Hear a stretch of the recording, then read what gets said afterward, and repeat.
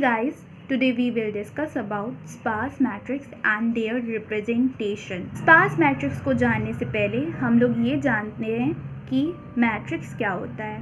Matrix एक ऐसा 2 dimensional data object होता है जो m रो और n कॉलम को कंटेन करता है और उसमें total m into n values होती है। Now what is sparse matrix? If most of the element of the matrix have 0 value then it is called a sparse matrix. अगर किसी मैट्रिक्स में ज़्यादातर 0 एलिमेंट हो तब हम उस मैट्रिक्स को स्पार्स मैट्रिक्स कहते हैं। अब हमारे मन में एक क्वेश्चन आता है कि हम लोग स्पार्स मैट्रिक्स का यूज़ क्यों करते हैं जबकि हमारे पास तो सिंपल मैट्रिक्स भी होती है और हम लोग उससे डेटा को मेमोरी में स्टोर कर सकते हैं। स्पार्स मैट्रिक्स जो होती है वो स्टोरेज और कंप्यूटिंग टाइम को मैनेज करती है। स्टोरेज को कैसे ये मैनेज करती है ये इसको जान लेते हैं। जब हम लोग सिंपल मैट्रिक्स में डेटा को स्टोर कराते हैं तो वो सारे एलिमेंट्स को स्टोर करेगी मैट्रिक्स के, चाहे वो 0 हो चाहे वो नॉन ज़ीरो हो। 0 एलिमेंट स्टोर होने का मतलब है कि हम लोग मेमोरी का वेस्ट कर रहे हैं। 0 एलिमेंट हमारे लिए किसी काम का नहीं होता है, जबकि हमारी स्पार्स मैट्रिक्स में हम लोग केवल नॉन ज़ीरो एलिमेंट्स को ही स्टोर करते हैं। इस तरह हमारा स्पार्स मैट्रिक्स स्टोरेज को मेंटेन करता है। और कंप्यूटिंग टाइम स्पार्स मैट्रिक्स में कैसे मेंटेन होता है इसको जानते हैं। अब जब हम लोग सिंपल मैट्रिक्स में किसी पर्टिकुलर एलिमेंट को ट्रैवर्स करने की कोशिश करते हैं तो वो हर एक एलिमेंट से होकर जाता है, तो ऑब्वियस है कि उसमें 0 एलिमेंट्स भी होंगे और वो उससे भी ट्रैवर्स होकर के जाएगा, जिसकी वजह से इसकी टाइम कॉम्प्लेक्सिटी ज़्यादा हो जाएगी। और जब हम लोग स्पार्स मैट्रिक्स में किसी नॉन ज़ीरो एलिमेंट को ट्रैवर्स करते हैं उसमें केवल नॉन ज़ीरो एलिमेंट ही प्रेजेंट होते हैं, जिसकी वजह से इसकी टाइम कॉम्प्लेक्सिटी सिंपल मैट्रिक्स से कम होती है। इसीलिए हम लोग कह सकते हैं कि हमारी जो स्पार्स मैट्रिक्स है वो कंप्यूटिंग टाइम को मैनेज करती है। अब हम लोग यहाँ पर एक एग्जाम्पल देख रहे हैं। ये एग्जाम्पल हमारा स्पार्स मैट्रिक्स का है क्योंकि यहाँ पे मोस्ट ऑफ द एलिमेंट 0 है। जो बात मैंने आपको ऊपर बताई कि ये स्टोरेज और कंप्यूटिंग टाइम को कैसे मैनेज करता है वो यहाँ पे लिखी हुई है। अब हम लोग बात करते हैं कि किसी नॉन ज़ीरो एलिमेंट को किस तरह हम मेमोरी में स्टोर करते हैं। तो हमें उसके लिए 3 चीज़ें पता होनी चाहिए।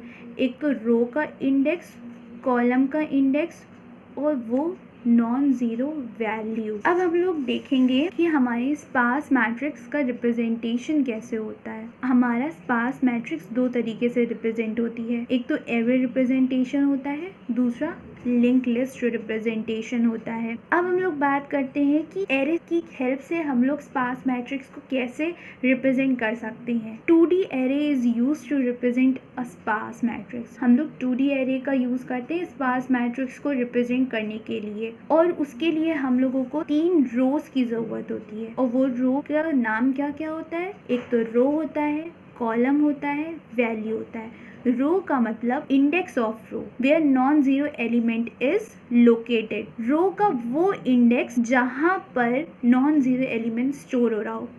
कॉलम का वो इंडेक्स जहाँ पे नॉन ज़ीरो एलिमेंट स्टोर हो रहा हो।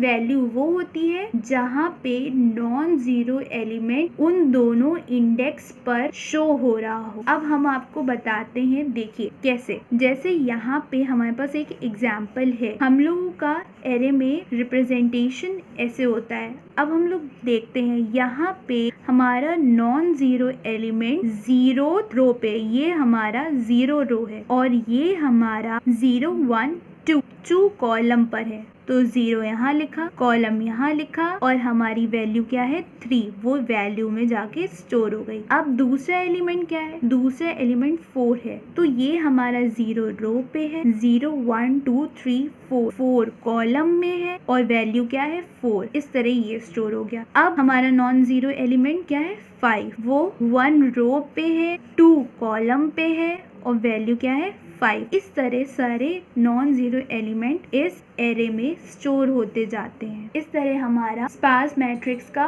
एरे में रिप्रेजेंटेशन होता है। अब हम लोग बात करते हैं representation of sparse matrix using link list. अब लिंक लिस्ट में हम लोग स्पार्स मैट्रिक्स को कैसे रिप्रेजेंट करते हैं वो देखते हैं। In link list each node has 4 fields. First one is row. Index of row where non-zero element is located, and column, index of column where non-zero element is located.